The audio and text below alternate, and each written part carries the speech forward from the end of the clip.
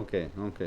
So, Trump కూడా ఈ ఆలోచన వచ్చి అంటే కొంతమంది ఈవెన్ మీరు అక్కడ పార్టీలతో సంబంధం లేకుండా కూడా ఓటింగ్ జరగడానికి సంబంధించిన అవకాశం ఉంటుంది కదా! సో, అప్పుడు ఉంటదండి. మిగతా డెమోక్రాట్స్ కూడా కొంతమంది ఈ బిల్‌కి మద్దతు ఇవ్వడానికి సంబంధించిన అవకాశం ఉండదా సెనేట్‌లో? క సెనేట్‌లో ప్రవేశ సెనేట్‌లో లేదండి. లేదు సెనేట్‌లో లేదు. హుహు. రాదు. ఓకే. రాదు. ఇంకోటేందంటే దీనికి అందరూ రిపబ్లికన్ సపోర్ట్ చేస్తారని కూడా లేదు. ఓహో! సెనేట్‌ల నార్మల్‌గా ఏందంటే సెనేట్‌ల కొద్దిగా సాఫ్ట్ ఉంటారక్కడ. హ్మ్. హౌస్‌లో ఏమో కొద్దిగా రాడికల్ ఉంటారు వాళ్ళు. హుహు. హుహు. హుహు. సెనేట్‌లో కొద్దిగా సాఫ్ట్ వాళ్ళకు మొత్తం లాంగ్ టర్మ్ బాగా థింక్ చేస్తారండి సెనేట్‌ల. Okay. That's a purpose. Senate పర్పసే అది. ఓకే. ఓకే. ప్రతి దాన్ని స్లో డౌన్ చేసి దీర్ఘ ఆలోచించి దాన్ని చేయాలి దాన్ని. హ్మ్. హ్మ్. హ్మ్. అందరు రిపబ్లికన్స్ కూడా సపోర్ట్ చేయరు ఈ బిల్లుకు. ఓకే. ఓకే. సో, ఎందుకు మరి మన వాళ్ళు అంత పానిక్ అయిపోతున్నారు? ఈ ఈ ఈ బేసిక్ నాలెడ్జ్ ఉంటుంది కదా! పాస్ అవ్వడం కష్టం. ప్రైవేట్ మెంబర్ బిల్లే అనేది. అన్ని న్యూస్ ఛానల్ చెప్పరు కదండి అసలు నిజం. మనం చెప్తాం ఎందుకంటే ఓకే. ఓకే. మనకు యాక్చువల్ గా లా మీద అవగాహన ఉన్నది, లాయర్ల మీద అవగాహన ఉన్నది, అక్కడ ఎట్లా పాస్ అయిపోయిన అవగాహన ఉన్నది. హ్మ్. వాళ్ళు వచ్చే ఎక్స్పర్ట్స్ వాళ్ళు ఎటువంటి వాళ్ళు మనకు తెలియదు. సో వాళ్ళకంత అవగాహన లేదు కాబట్టి వాళ్ళు అట్లా చెప్తా అంటారు. కానీ మనకు మొత్తం అవగాహన ఉన్న వాళ్ళం మనం అట్లా చెప్పం కదా. హ్మ్. హ్మ్. సో ఈ బిల్లు పాస్ కావడం నేను ఇంతకుముందు చెప్పినట్టు 10,000 బిల్స్ లో 2% పాస్ అవుతాయి. అందులో దీనికి ఆ 2% ఛాన్స్ కూడా లేదు. హుహు. హుహు. హుహు. సో, దీనిలో ప్రధానంగా పెట్టిన అంశాలు మీరు ఇంతకుముందు చెప్తున్నట్లుగా $2,000 కావచ్చు, ఎక్స్‌టెన్షన్ కోసం $200,000 కావచ్చు, ఎక్స్‌టెన్షన్ కోసం ఎక్స్టెన్షన్ $100K. కోసము H4EAD H4 ని మొత్తం తీసేయడం, అడ్జస్ట్మెంట్ ఆఫ్ స్టేటస్ తీసేయడం, ఎన్ని రాడికల్ మెజర్స్ ఉన్నాయి ఇందులో. హ్మ్. హ్మ్. హ్మ్. ఉన్నాయి బిల్లులో ఏమైనా పెట్టుకుంటారు. ఇప్పుడు నేను ఒక ఎమ్మెల్యే అనుకోండి, నేను చెప్పేస్తా ప్రతి మా పల్లెటూరికి ప్రతి దానికి 8 లైన్లు వేసేయండి హ్మ్. రోడ్లు. హ్మ్. హ్మ్. 8 ప్రతి గ్రామ పంచాయతీకి మాకు మొత్తం ఇక సాగర్ నుంచి డైరెక్ట్ గా పైప్ లైన్ తీసుకొచ్చి మా దగ్గర పంపించేసేయాలి. వాటర్ 24 అవర్ వాటర్స్ పెట్టేసేయాలి. సీవేజ్ సిస్టమ్ ప్రతి ఊరికని పెట్టేస్తాం. హ్మ్. హ్మ్. పెట్టేస్తారు ఆడ. హ్మ్. హ్మ్. హ్మ్. అవి పాస్ అవుతాయా కావు అది వేరే విషయం. ఓకే. కానీ సార్ ఇప్పటికే అమెరికన్ సొసైటీలో పర్టికులర్గా కొన్ని స్టేట్స్లో యాంటీ ఇండియన్స్ అనండి, లేకపోతే H1Bకి సంబంధించిన వాళ్ళకు వ్యతిరేకంగా క్యాంపెయిన్స్, రకరకాల ఇంటికెళ్ళి చెకప్లు చేయటాలు, కొన్ని చోట్ల ఇబ్బందులు పెట్టాలి, అవన్నీ జరుగుతున్నాయి కదా. అటువంటి సందర్భంలో హౌస్ ఆఫ్ రిప్రజెంటేటివ్లో ఇటువంటి బిల్స్ రావడం అనేది ఆ అట్మాస్ఫియర్ ఇంకా పెంచుతాయా? అంతే. ఆ హార్మోని దెబ్బతీస్తాయి. డెఫినెట్లీ అవి పెంచడానికి ఈ కోతి శకలన్నీ పెంచడానికి తప్పితే ఇది యాక్చువల్ గా బిల్ పాస్ చేయడానికి కాదు. అటువంటి వాళ్ళందరినీ కొద్దిగా ఫ్యూల్ చేయడానికి, అటువంటి వాళ్ళందరినీ కొద్దిగా ప్రమోట్ చేయడానికి తప్పితే ఇది బిల్ పాస్ చేయడానికి కాదండి. సో ఇప్పుడు కాకపోతే భవిష్యత్తులోనైనా H1B ప్రమాదంలో ఉన్నట్టుగానే చూడాలా? H1B ట్రంప్ వచ్చిన కాంచి ప్రమాదంలో ఉందండి. ఏదో రిస్ట్రిక్షన్స్ అయితేనే ఉన్నాయి. మనం ఇంతకుముందు చెప్పినట్టు ట్రావెల్ టు ఇండియా రిస్ట్రిక్షన్స్ అయిపోయింది. ఇక్కడ నుంచి H1B ఫైల్ చేసి $100,000 ఫీజు అయిపోయింది.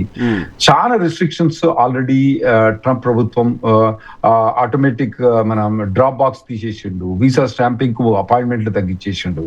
సో డెఫినెట్లీ అన్నిటి ఇంకోటి 75 కంట్రీస్ మీద బ్యాన్ పెట్టేసిండు. సో డెఫినెట్లీ ట్రంప్ అన్నది యాంటీ ఇమిగ్రేషన్. H1B మీద రిస్ట్రిక్షన్స్ బాగానే పెరిగినాయి. H4EAD మీద రిస్ట్రిక్షన్స్ బాగానే పెరిగిపోయినాయి. F1OPT సిస్టమ్ ఎక్స్టెన్షన్ మీద రిస్ట్రిక్షన్స్ బాగా పెరిగిపోయినాయి. L1 మీద రిస్ట్రిక్షన్స్ పెరిగినాయి. ఓవరాల్ వీసా స్టాంపింగ్ మీద రిస్ట్రిక్షన్స్ పెరిగిపోయినాయి. అందులో మాత్రం ఖచ్చితంగా నిజం ఉంది. కానీ ఈ బిల్లు పాస్ అవుతుంది అనుకోవడం మాత్రం అంతకన్నా తలతిక్క పని ఇంకోటి ఉండదండి. ఓకే. ఈ బిల్ పాస్ కాకపోవచ్చు, కానీ బిల్లో ఉన్న కొన్ని అంశాలు ట్రంప్కి కొత్త ఆలోచనలు వచ్చేలా చేస్తాయేమో కదా.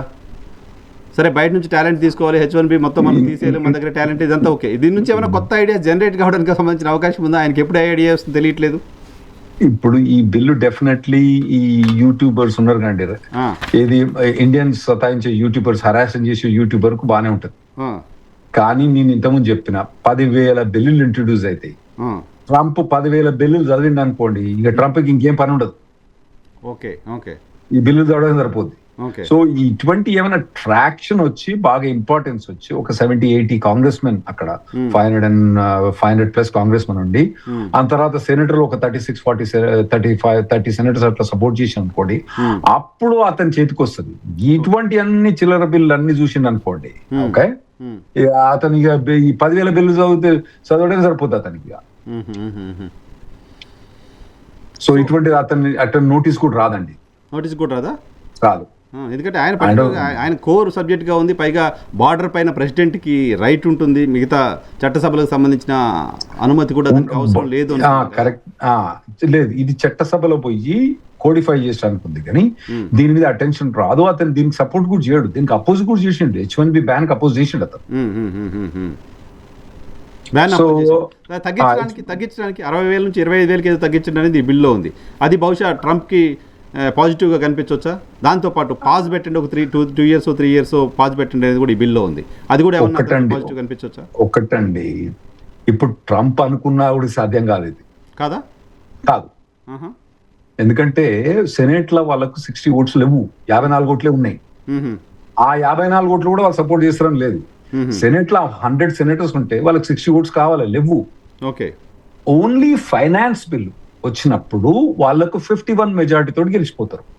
ఓకే, నాన్ ఫైనాన్స్ బిల్ వచ్చినప్పుడు 60 votes కావాలి, వాళ్ళకి లేవు. కాబట్టి ఒకవేళ ట్రంప్ కూడా దీంతో లైన్కి వచ్చినా కూడా ట్రంప్ వల్ల కూడా కాదు. ఓకే, వీసాలు తగ్గించడం అనేది ఆయన చేతిలో ఉండదు, డైరెక్ట్గా ప్రెసిడెంట్ తీసుకునే నిర్ణయం కాదు. కాదు, ప్రెసిడెంట్ తీసుకునే నిర్ణయం కాదు. ఓకే, రెస్ట్రిక్షన్స్ పెట్టొచ్చు జాగ్రత్తగా. ఏమొస్తున్నారు ఆ రెస్ట్రిక్షన్స్ కూడా మీరు అబ్జర్వ్ చేసింది ఏంటంటే ట్రంప్ ప్రభుత్వానికి బార్డర్ దాటితే, లక్ష్మణ రేఖ దాటితేనే అతనికి పవర్స్ ఎక్కువ ఉన్నాయి. లోపల లేవు. ఇప్పుడు $100,000 ఫీజు అని ఎవరు పెట్టిండు? బయట ఉన్న వాళ్ళకి పెట్టిండు, లోపల ఉన్న వాళ్ళకి పెట్టలే. ఎందుకు పెట్టలే? పెడితే కోట్ల పోతే దెబ్బతింటడం తెలుసు. సో రెస్ట్రిక్షన్స్ అన్ని బయట ఉన్న వాళ్ళకి కానీ లోపల ఉన్న వాళ్ళకి లేవు. ఓకే, బయట నుంచి వచ్చే వాళ్ళకి రెస్ట్రిక్షన్స్ ఉన్నాయి, లోపల ఉన్న వాళ్ళు. బట్ ఇది లోపల ఉన్న వాళ్ళు కూడా ఇబ్బంది పెడుతోంది. ఈ బిల్ పాస్ అవుతాయి. జనరల్ ప్రొసీజర్ ఏముంటుంది sir? Bill pass private member bill, Rahul Reddy గారు ఇప్పుడు అక్కడ హౌస్ ఆఫ్ రిప్రజెంటేటివ్ అంటే ప్రైవేట్ మెంబర్ అంటే ఏందో నాకు అర్థం కావట్లేదు. ప్రైవేట్ మెంబర్ బిల్ అంటే నేను ఇండియాలో అయితే ప్రైవేట్ మెంబర్ బిల్ అంటే పార్టీల నిర్ణయంతో సంబంధం లేకుండా ఒక సభ్యుడు తనకు తానుగా అనుకున్న ఒక అంశం పైన బిల్లును పెడితే దాన్ని ప్రైవేట్ మెంబర్ బిల్ అంటారు. ఓకే, మా దగ్గర ప్రైవేట్ మెంబర్ బిల్ అంటే ఒక పర్టికులర్ పర్సన్ కు బెనిఫిట్ చేసే బిల్లును ప్రైవేట్ మెంబర్ బిల్ అంటాం.